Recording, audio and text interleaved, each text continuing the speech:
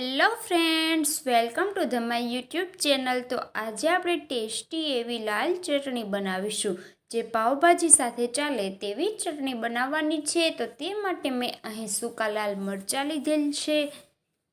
તો હવે એક બાઉલ લઈશું, તેમાં આપણે મરચાંને ઉમેરી દઈશું, તેના ડીટીયા કાઢીને તૈયાર કરીશું। ત્યાર પછી હવે આપણે તેમાં અડધો ગ્લાસ પાણી ઉમેરીશું। હવે આખી રાત તેને પલાળવા માટે મૂકી દઈશું, એટલે કે 6 થી 7 કલાક માટે પલાળી લઈશું। તો 6 થી 7 કલાક પછી જોઈ શકો છો આપણા મરચાં સારી રીતે પલળી ગયા છે। તો હવે અહીં આપણે 15 થી 20 લસણની કળીઓ લીધેલ છે।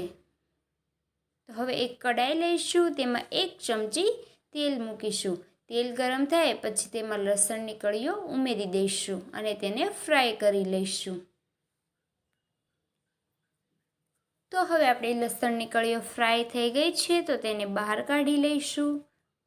તો આ ટેસ્ટી એવી લાજવાબ ચટણીની રેસીપી એન્ડ સુધી જરૂરથી જુઓ અને ચેનલને સબસ્ક્રાઈબ કરો।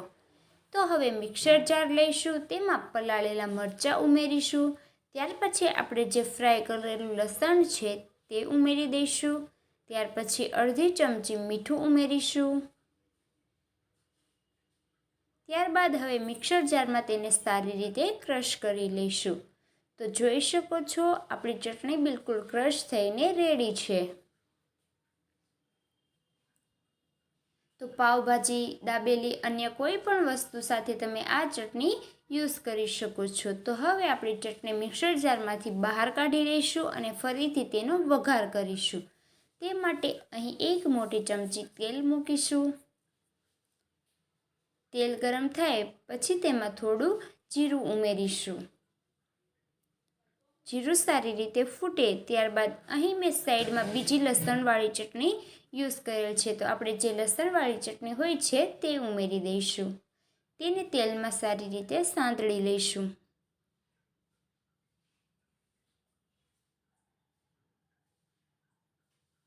ત્યાર પછી હવે આપણે જે ચટણીનું તૈયાર કરી છે તે ઉમેરીશું।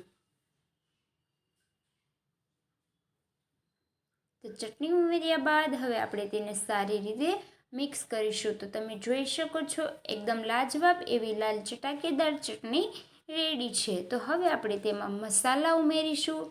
તે માટે મેં અહીં 1 ચમચી ધાણા જીરું પાવડર લીધેલ છે, અડધી ચમચી ગરમ મસાલો ઉમેરીશું।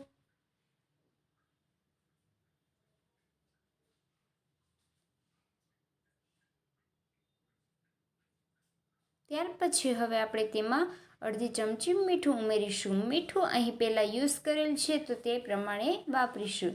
હવે તેને સારી રીતે મિક્સ કરીશું।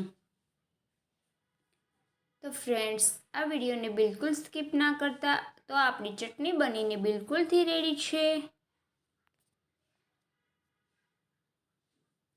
તો આ ચટણી તમે દાબેલી, પાવભાજી કે કોઈ પણ વસ્તુ સાથે ખાઈ શકો છો। તો તમને આ રેસીપી કેવી લાગી તે કોમેન્ટ કરો।